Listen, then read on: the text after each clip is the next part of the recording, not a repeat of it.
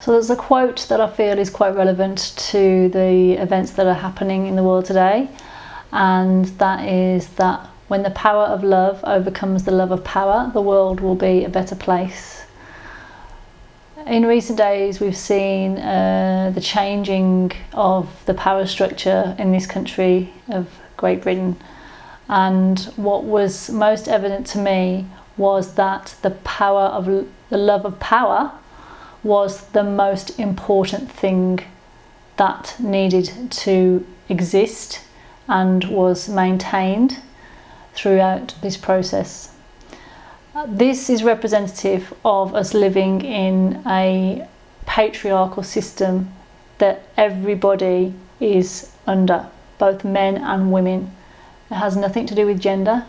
It has everything to do with the energy of the power that we live in.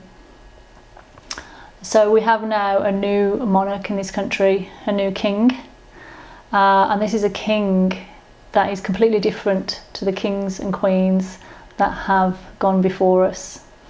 In ancient times, kings and queens were required to take certain rituals, inner rituals, and become the king and queen of their land. They would have to prove themselves to the people. It wasn't just about being born or being in a certain place. It was about going through the rituals and discovering the Holy Grail within.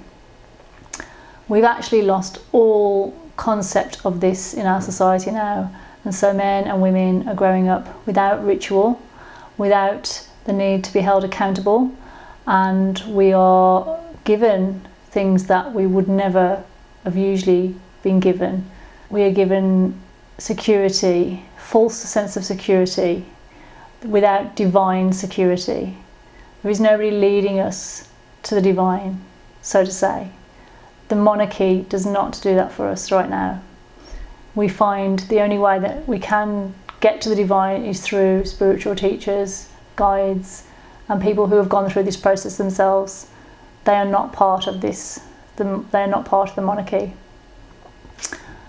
So I want to just ask everyone what they feel, what's everyone feeling about it, because it's been a very highly emotionally charged energy from what I feel living in the UK today.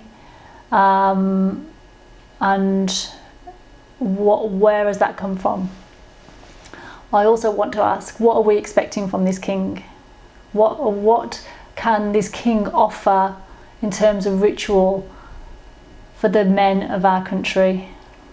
Yeah, what can this king do for the boys of this country to help them become men? Because that is what a true king would do.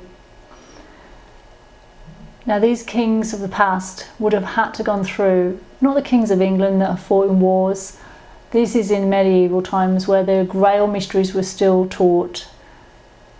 Our kings would have had to first find the sacred feminine within themselves. They would have found that energy first within themselves. It means coming into the heart and overcoming the ego. They would have then been able to become the sacred masculine. But without first undertaking that ritual to go into the heart and overcoming the ego, they wouldn't be able to embody the both masculine and feminine aspects of themselves and experience the divine. So that's how a king would become king. And we've lost that completely. In ancient times, women would act as a mirror for men through these initiation processes so that they could reflect.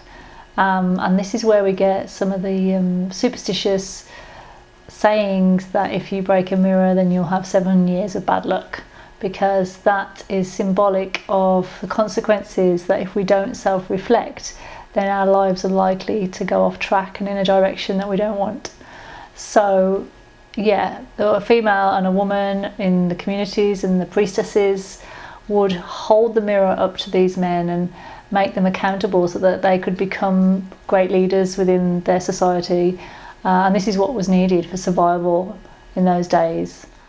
The work I do is predominantly, I see it as my service to this community and the community that I live in, to try and create more divine wisdom as an act of service, so that we can all channel that ourselves and we all become empowered rather than dependent upon a system that tells us how we need to live.